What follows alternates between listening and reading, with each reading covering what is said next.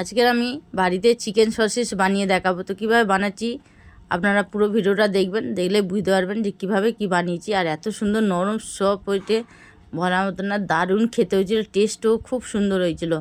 তো আমি এইভাবে বানিয়েছি, তো আপনারা এইভাবে বানিয়ে দেখবেন, দারুণ লাগবে, বাচ্চাদেরও খুব ভালো লাগবে।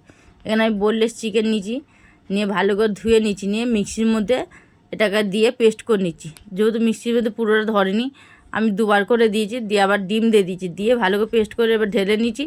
ওর মধ্যে এবার নুন দিয়ে দিলাম, আদা রসুন পেস্ট দিয়ে দিলাম,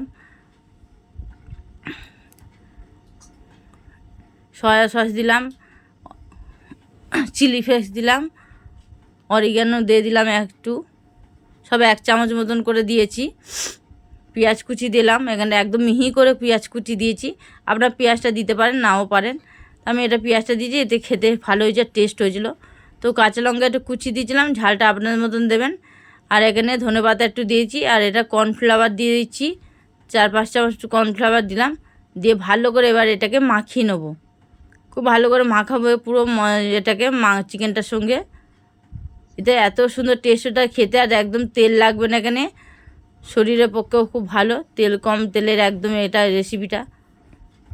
তো মাখা হয়ে গেছে, এবার আমি এটাকে অয়েল পেপার দিয়ে মুড়ে নেবো, চিকেনে দিয়ে দেবো। তা হাতে আগে তেল দিয়ে দিয়েছি, হাতে তেল নিয়েছি, নিয়ে এবারে অল্প করে নিয়ে এভাবে লম্বা সাইজের একটা শেপ বানিয়ে নেব। লম্বা করে শেপ দিয়েছি, দিয়ে এবার এটাকে মুড়ে নিচ্ছি। দেখুন, ভালো লাগলে বন্ধুরা লাইক কমেন্ট সাবস্ক্রাইব করে পাশে থাকবেন। দেখুন আমি মুড়ে নিয়েছি, দুদিকে মুড়ে নিয়েছি, নিয়ে এভাবে অনেকগুলো করে নিলাম। নিয়ে এবার কড়াই আগে থেকে জল বসিয়ে দিয়েছি, জলটা গরম হতে দিয়েছি।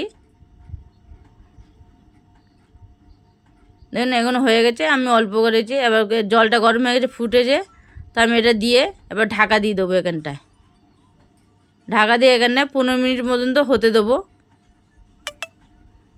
তো 15 মিনিট হয়ে গেছে, আমি নামিয়ে নিয়েছি। নিয়ে এবারটা কেটে দেখাচ্ছি। দেখুন একদম নরম আর খুব সফট হয়েছে, আর সিদ্ধ হয়েছে দারুণ এখানে। আর টেস্ট হচ্ছিলো অপূর্ব, একদম দারুণ টেস্ট হয়েছিল। এবার বন্ধুরা আপনারা বাড়িতে বানিয়ে দেবেন, বাচ্চাদের সবারই খুব ভালো লাগবে খেতে, আর দারুণ। এবার এরপর আমি এটা নিয়ে দরকারে খাওয়ার সময় ফ্রাই প্যানে একটু ভেজে নেবেন, অল্প সামান্য তেল দিয়ে সসেসগুলোকে ভেজে নেবেন। আমি খুলে দেখিয়ে দিলাম। দেখুন এটাকে খাওয়ার সময় পরে আমি ফ্রাই প্যানে একটু তেল দিয়ে, সামান্য সরষের তেল দিয়ে ভালো করে গরম করে এটা নিয়ে ভেজে নেব। তো কেমন হয়েছে বন্ধুরা? আর বাকিগুলো এগুলো হচ্ছে আপনারা সিদ্ধ করে রেখে দিতে পারবেন ফ্রিজের মধ্যে।